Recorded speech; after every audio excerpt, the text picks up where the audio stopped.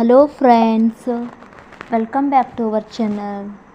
Let's learn some sentences in English and Hindi through Kannada. ನಾನೀಗ ಶಾಲೆಯಲ್ಲಿ ಇದ್ದೇನೆ.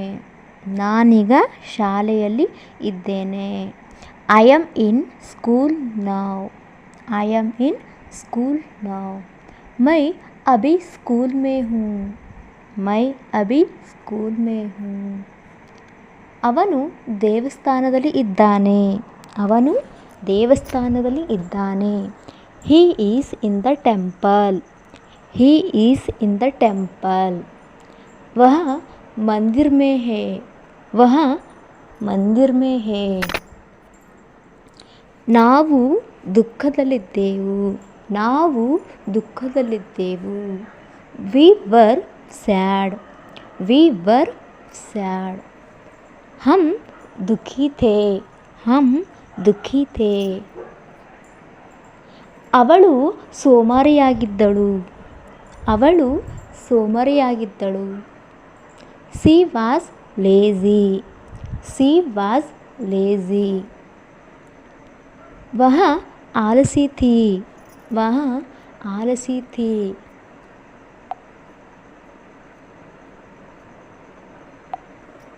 ನಿನ್ನೆ ತುಂಬ ಬಿಸಿಲು ಇತ್ತು. It was very sunny yesterday. कल बहुत धूप थी. ನಿನ್ನೆ ನಿನಗೆ ಏನಾಗಿತ್ತು? What happened to you yesterday?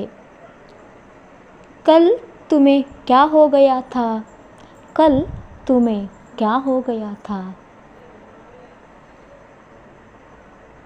ನಿನ್ನೆ ಕಾರ್ಯಕ್ರಮ ಸಂಜೆ 6 ಗಂಟೆಗೆ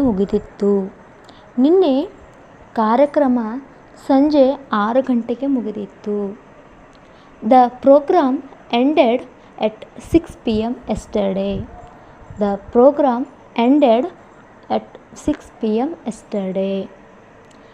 कार्यक्रम कल शाम 6 बजे ख़त्म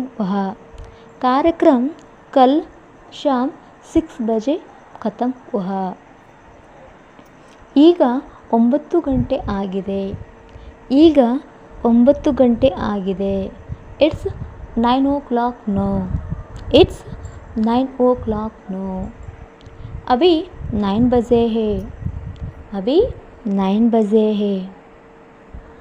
ಇವತ್ತು ರವಿವಾರ ಇದೆ. Today is Sunday. आज रविवार है. ನಿನ್ನೆ ತುಂಬ ತಡವಾಗಿತ್ತು. Yesterday was too late.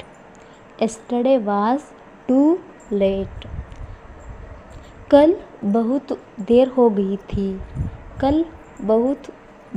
गई थी. ಎಲ್ಲರೂ ತುಂಬ ಸಂತೋಷವಾಗಿದ್ದರು.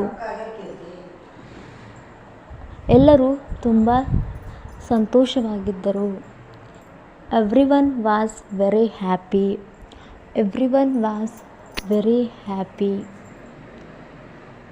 सभी बहुत खुश थे.